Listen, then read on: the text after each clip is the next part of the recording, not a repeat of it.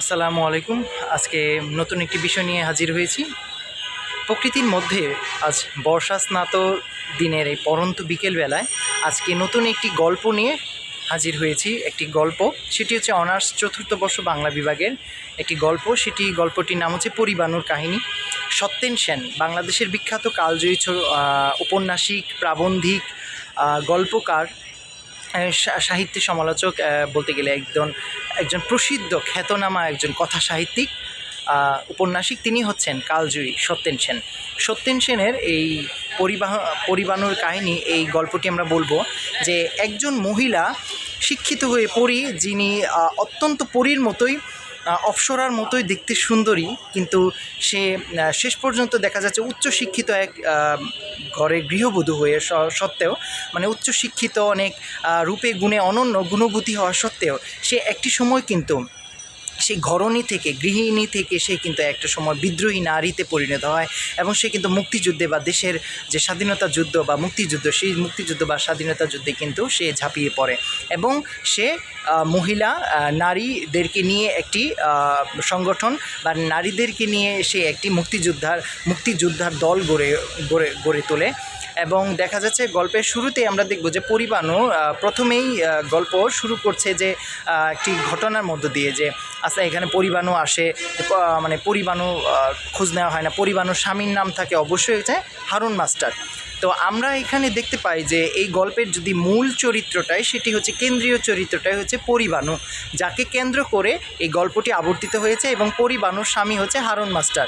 তো সে হচ্ছে সামান্য একটা প্রাইমারি, মানে শিক্ষকতা করার পাশাপাশি সেও কিন্তু, হারুন মাস্টারও কিন্তু একজন মুক্তিযোদ্ধা।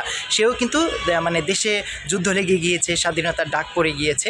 তো দেশকে বাঁচানোর জন্য, দেশের মাতৃভূমিকে বাঁচানোর জন্য সে কিন্তু যুদ্ধ করছে, এবং তার সাথে সাথে কী করছে, পরিবাণুও কিন্তু বসে নেই। সেও, পরিবাণু সত্যিকারের অর্থে একজন শিক্ষিত মহিলা, রূপে গুণে অনন্যা, গুণবতী, কিন্তু সে কিন্তু আর ঘরে বসে থাকেনি।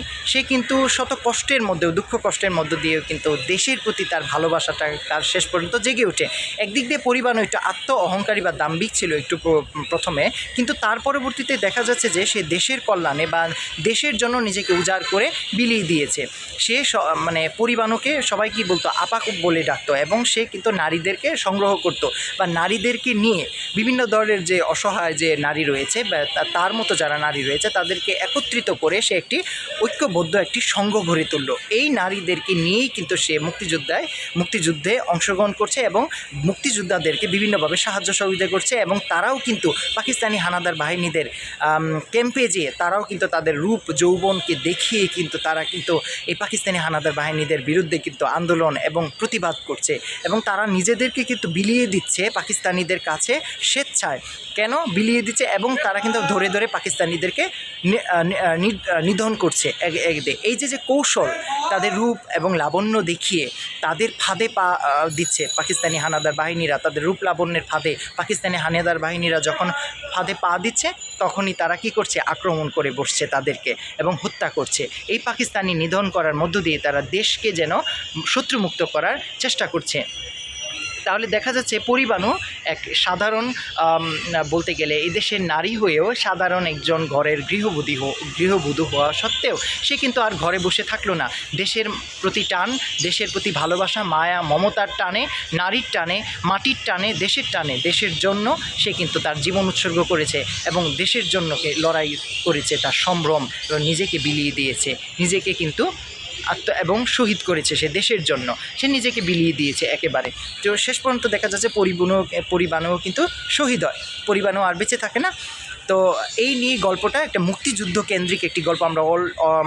আমরা এরই মধ্যে বুঝে ফেলেছি যে এই গল্পটা সত্যিকার অর্থে সত্যেন সেনের বিখ্যাত পরিবাণুর কাহিনী, যে এই গল্পটি বললাম, সেটি হচ্ছে একটি মুক্তিযুদ্ধ ভিত্তিক একটি গল্প, এবং এটি সিলেবাসভুক্ত কোর্স, বাংলাদেশের মুক্তিযুদ্ধের সাহিত্য যে রয়েছে এই কোর্সটি 4004, এই কোর্সের একটি নির্বাচিত একটি গল্প। এই মুক্তিযুদ্ধের গল্পটি আসলে মানে যারা পড়বেন বা যারা পড়েছেন তাদের মধ্যে কিন্তু একটা দেশের প্রতি মায়া, মমতা, ভালোবাসা জাগ্রত হবে, দেশপ্রেম জাগ্রত হবে।